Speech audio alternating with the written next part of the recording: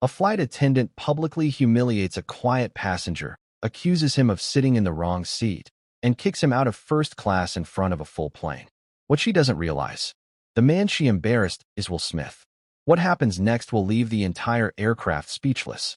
Watch this story till the very end, and subscribe before we continue, because the twist? You won't see it coming. The cabin of Flight 247 from Los Angeles to New York hummed with quiet luxury. First class glowed under soft ambient lights. Champagne glasses clinked. Laptops snapped open. Designers' bags rested neatly beneath wide leather seats. Passengers in tailored suits spoke in low voices about investments and movie deals. And seated in 2A, by the window, was a man wearing a simple dark hoodie, jeans, and sneakers. Baseball cap pulled low. No entourage. No flashy jewelry. Just calm energy. It was Will Smith. But nobody recognized him. He preferred traveling quietly when he could. No headlines. No attention. Just peace. He had scanned his boarding pass at the gate like everyone else. First class. Seat 2A. Everything was normal, until the lead flight attendant approached. Her heels clicked sharply against the aisle floor. She paused beside him. "Sir." Will looked up politely. "Yes, ma'am." Her smile wasn't warm. It was tight. Controlled. "I believe you're in the wrong seat."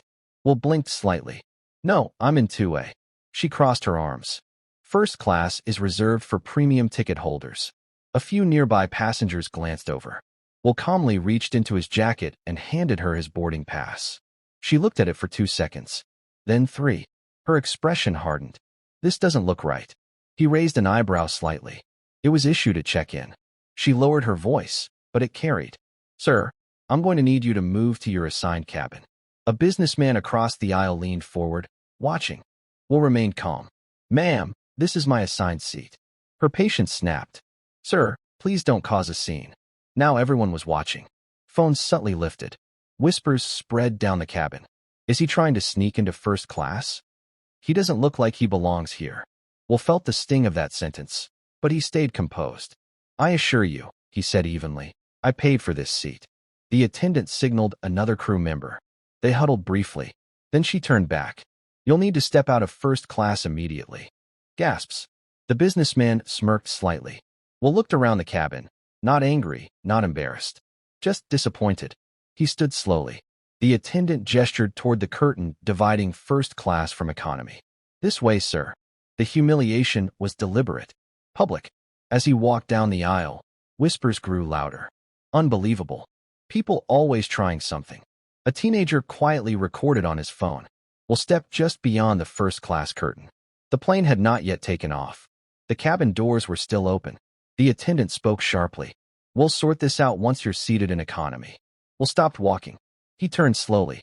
And that's when everything changed. Because the captain had stepped out of the cockpit. The pilot scanned the situation, confused. "What's going on?" The flight attendant straightened. "Minor seating issue, Captain. Passenger was in first class without authorization." The captain looked toward Will. And froze. His eyes widened. "Is that?" The co-pilot leaned forward. Silence spread like wildfire. The captain walked quickly down the aisle. "Mr. Smith." The entire cabin went dead quiet. The businessman's smirk disappeared. Phones lowered. The flight attendant's face drained of color. Will removed his cap. "Yes, Captain." The pilot extended his hand. "Sir, it's an honor. My family loves your work." Murmurs rippled across first class. "Wait, that's Will Smith." "No way. Are you serious?" The teenager's recording zoomed in. The captain turned toward the attendant. Why was Mr. Smith asked to leave his assigned seat? The attendant stammered. I thought there was a mistake." The captain looked at the boarding pass. "It's clearly 2A. Confirmed." The embarrassment shifted. Now it wasn't Will in the spotlight. It was her. The businessman across the aisle looked down at his hands. The captain gestured respectfully. "Mr. Smith, please, return to your seat." The entire cabin watched. Will paused. And here's where everyone expected anger. They expected outrage. A public takedown. But that's not what happened. He smiled gently. "It's okay, Captain. Mistakes happen." The attendant stared at him, stunned. He walked back into first class, not with pride, not with arrogance, but with calm dignity. He sat down quietly in 2A. But the story wasn't over. Because just before takeoff, something unexpected happened. Will press the call button. The same flight attendant approached, hesitant now. Yes, sir. His voice was soft. How many seats are empty in first class? She blinked. 3, sir. And how many active military members are in economy? She hesitated. I'm not sure. Could you check? Minutes later, she returned. There are 2 service members seated in row 18. Will nodded. I'd like to upgrade them to first class. The attendant's eyes widened. And cover any cost difference. The businessman across the aisle stared in disbelief. Within minutes, 2 stunned soldiers were escorted forward. Passengers began clapping. The energy in the cabin transformed. The humiliation had turned into something powerful. One of the soldiers shook Will's hand, speechless. The captain made an announcement over the intercom. Ladies and gentlemen, we'd like to thank a special passenger for his generosity today. Applause filled the plane. The attendant stood near the galley, overwhelmed. After takeoff, she approached his seat again. Mr. Smith, I owe you an apology. He looked up kindly. I accept. She swallowed. I judged too quickly. He nodded. It happens. The important part is what we learn. There was no revenge. No public shaming. No viral confrontation. Just grace.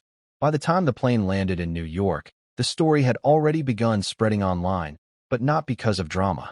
Because of class. Because of composure. Because of dignity.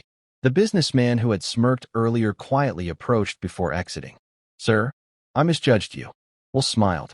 Happens to all of us. As he stepped off the plane, cameras flashed at the gate. Now everyone knew. But the most shocking part? It wasn't the reveal. It wasn't the applause. The applause didn't stop immediately.